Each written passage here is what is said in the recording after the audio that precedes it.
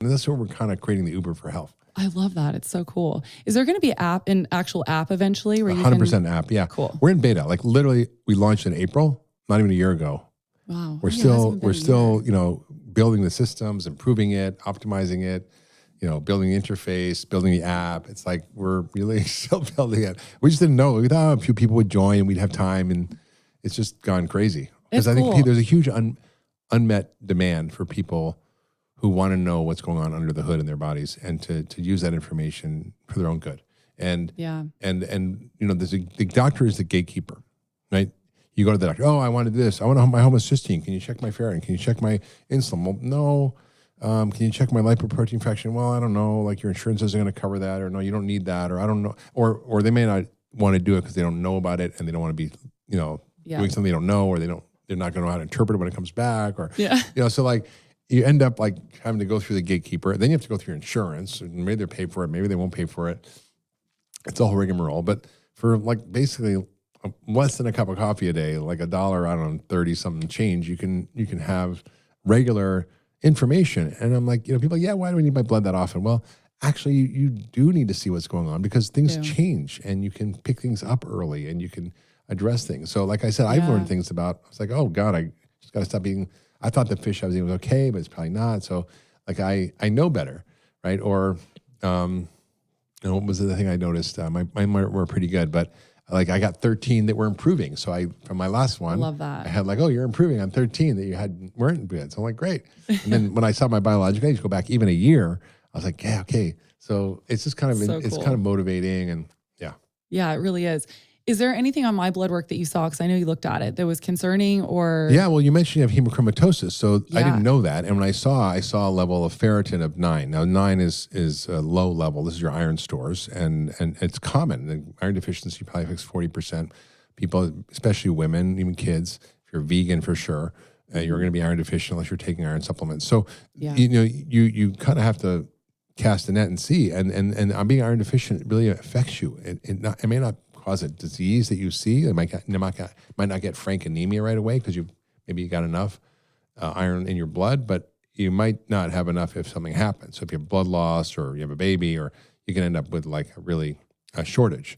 Yeah. And so when I saw your level, I'm like, oh, I wonder how she's sleeping. I wonder how her hair is. I wonder how her energy is. I wonder, you know, what's going on with her. Is she having extra blood loss? Are your periods heavy? Do you need to do something to fix your hormones, or is it something else? And you know, when we got here, you told me you had hemochromatosis. So the treatment is taking out the blood. So you basically dumped a bunch of blood until your iron levels drop, which is good because you don't want them high.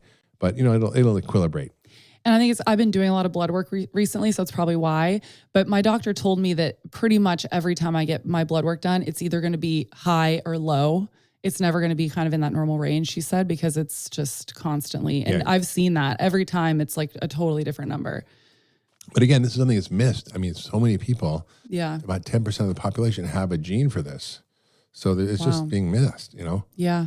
And then you had a low white count, which can be a lot of things. When I see that, I go, oh, well, what's going on? Is your immune system stressed? Do you have a virus? Maybe you have a fungal overgrowth in your gut. Maybe underlying bacteria. Yeah, something going on. So we can kind of start to dig and figure out what's going on. Okay, cool. Okay, so otherwise it looked good? Otherwise you're good. I was like, oh, this is good. Was my lipoprotein good? No, but we did, you know, your cholesterol was really interesting because your cholesterol looked, quote, perfect. If you were to get a regular panel, your doctor would say, oh, man, she's got a perfect cholesterol. Yeah. When I looked at it, I was like, oh, you know, normally you want less than 1,000 LDL particles, which is the cholesterol that can be harmful. And yours was about 1,600. And then we also saw you had some smaller particles, which aren't as good. Okay. So even though you're tall, thin, healthy, eat well, you've got some metabolic thing going on. It could be genetic, which is good to know. Or it could be maybe you're eating too many cookies at night and, you know, I don't know. But like something's going on. So, okay. So that's something to pay attention to. Yeah. Thank you. Yeah. I wonder what that is. I have never eaten red meat most of my life until I was 36. So I've only been really eating red meat the last couple of years. And I'm wondering if I'm eating too much. It could be that, but the main reason for higher cholesterol particles is not meat, it's sugar. Yeah. It's sugar and starch, which is something we live on. And I have an underlying candida infection going on right now that we're treating. And so I'm a bit of a sugar monster more than normal. So that's probably what's happening. Yeah, that's right. And then, you know, I could tell that you might have candida from the low white count. That's one of the things that comes to mind when I see the low white count. Yeah. Okay. Well, it's something I'm aware of and I'm actively working on right now. Yeah. So But this is so cool. It's like it's like a detective that's going through Yeah. and just putting all the But pieces think about together. it, if you ask your financial advisor, how do they make decisions about what to invest in or whatever, they're gonna like, well, we use, computers and analysis and check all the data and the graphs and charts. I'm like, as a doctor, you don't do any of that. It's so analog. So you're lucky if your doctor's able to track your stuff over time. Because I have patients and they come from all over, they have their lab tests. It's like PDFs. So I like look at, okay, we did this year. Okay, let me look at the one from last year and the one before that. And then let me try to remember all the numbers in my head, or maybe I'll write them down. It'll take me an hour to write them down in a graph. It's like, Yeah. I can't just track everything easily and see, like I checked, my, what was it that was on mine that was, but my inflammation levels keep going down and down and down, right?